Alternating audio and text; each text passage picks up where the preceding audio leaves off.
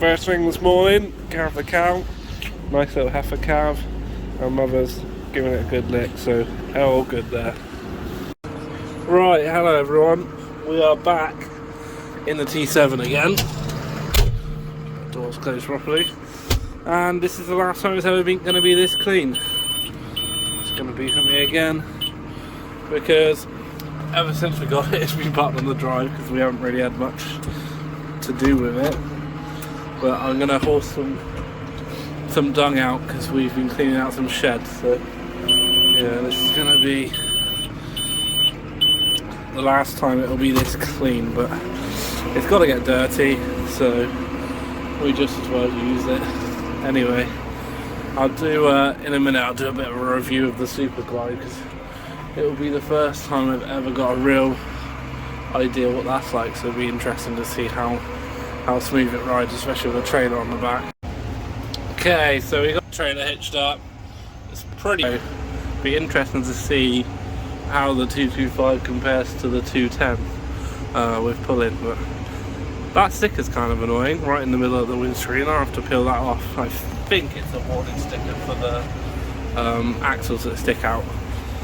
So yeah, but yeah, we'll get on the road, and then once we get to the field, I'll let you know how I think the Superglide suspension feels. So I've just made it from the farm to the fields down the road. It's down some fairly rough bumpy lanes, and it's definitely a noticeable difference to Superglide. I think the package from Superglide's 1200, and then you can either install it yourself, but we had it fitted by the dealer. And I'd definitely say, especially if you're in the tractor all day, bounce about, it's definitely worth the money for the upgrade. I mean, this seat's nice because it's a dynamic comfort seat as well, so the combination of the two, it's probably as comfy as any tractor I've ever driven, really, because the normal T7s are not exactly known for their comfort, but yeah, with the Superglide package, I would definitely say it certainly increases the comfort. But yeah, so just over here, these fields, you'll remember, well, if you watched the videos a few times back, we dung spread over here, so we cleared this path, but we're filling it back up again. But yeah, the grass is coming on quite nicely. We were marking it up a bit the other day in this corner where we were tipping, but it's dried up quite a lot, so it's nowhere near as bad. But yeah, it's quite nice green grass over here, because I doubt we'll put much, if any, fur on it because it's just so expensive. So to get the use of the dung is ideal, but we are digging in a little bit, but this trailer's pretty full, so that's probably why I probably won't fill the next one up so much. But yeah, I'll get this tip.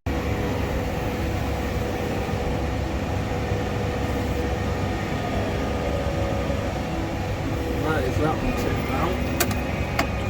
I was just going to try and see if I can work out how to change the spools on here, so I'll just do it with you. So I think it's reconfigure, and then I should be able to do that one. I want green, okay, and that one I want brown, okay. And now I press down and the trailer goes down, and I think if I hold the button on the back and press down, it goes into float and the trailer will come down, and I'll press left or right, and then the tailboard comes down, which is nice because then you can just do everything on here, which is, yeah, definitely a nice option to have. So yeah, the old T7 doesn't have that, which is a shame. And then there's 3 different ones on here. So you've got the stick. You can reconfigure the colours there by the looks of it, but I'm not sure you want to do that because green is green, whereas if you got blue on green it might get confusing. And then you've also got them, which is these buttons on here, you can reconfigure as well, which is, yeah, definitely a nice thing to have. So yeah, anyway, I'll head back. As I said before, nice green grass. Hopefully a couple months we'll be over here mowing and baling, and we'll get this tractor on the baler, which would be nice to do. But yeah, I need to come over here hedge trimming. That's the next job. Not sure whether to put the hedge trimmer on here because I'm worried I might scratch it, the tractor. I might put it on the old T7 just because I don't want to damage this one being so new. Back in the yard now, and we're having a bit of a move about. So the calves that were in here, we made this pen back along. We're going to take out of there, well, we've taken out of there, and they've gone in where the bull was. The bull is in with these heifers because there's a few that he can serve in there, so he can stay in there with them. Might have to widen up some of those locking yokes because I'm not sure if he'll fit his head, but we can do that. So yeah, Kira's just moved some straw, putting in the polytunnel, which we put the sheet on 2 days ago. I'll show you that in a sec. Well, he's moving hay first, I think, so we want to make sure the hay fits. Kind of hard to see because it's dusty, but I'll give you a better view in a minute. Before I hop out, I thought I would show you the mats we made. I got basically bought a roll of this sort of rubber material, checker plate looking material. I bought a big roll of it.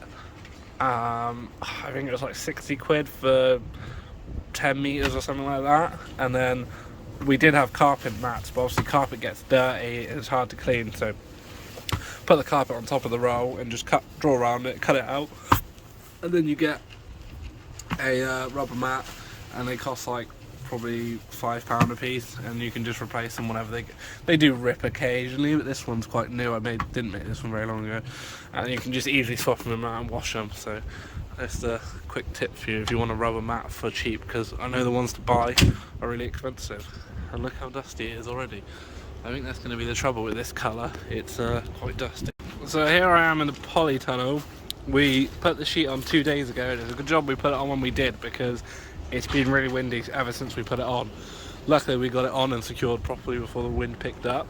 As you can see, the floor, we haven't done anything to the floor yet, but we got the roof on, so because it is a bit wet in here in a minute, but with the roof on it's going to dry out. So Kieran is just putting some hay in here. We're just going to put it in the front here for a minute, and then we'll be able to drive the digger around and clear the back. There's these metal rails here that are concreted in, and we've got to cut out. Used to be a sprayer would sit on these, so basically these used to be for strawberries, these polytunnels, if you don't know already. So there would be strawberries about this height on these like tabletops, and then the strawberries would hang down, so there used to be rows of strawberries, and then the sprayer would come through on these rails, but obviously all the tabletops are gone now, so we've got to take these rails out, scrape back as much crap as we can, and then we'll be able to stack the straw right down the end. But for now we're just going to stack it at the front, and then we'll move it when we get a chance. We just need to get these hay and straw moved so that we can get the calves in there. So the reason we're moving all this, I'm in the Dutch barn, so this had, from here onwards, had those 8 calves that we moved, and then next door to here is where the dairy cows are that we milk through the dump bucket. Here they all are in here. One's come solo, but I think there's 12 in here now because we had 2 calves. The one at the start of the video that calved, and then we went in the other pen and another one that calved, but I think she's outside there. So there's 12 in this small pen, which isn't enough room, so we cleaned that out anyway. But this big tin door, we'll swing around there, and then we'll get another gate from that post to where the tin door ends, and then some gates at the front, and this will just give them a load more lying area here so that they've got plenty of room to lie down and stay clean. That's the plan anyway, so that is why we're moving some of this straw. So he's just got those 3 bales to move there, and then we'll be able to block it off here, and we'll have to scrape this muck out here.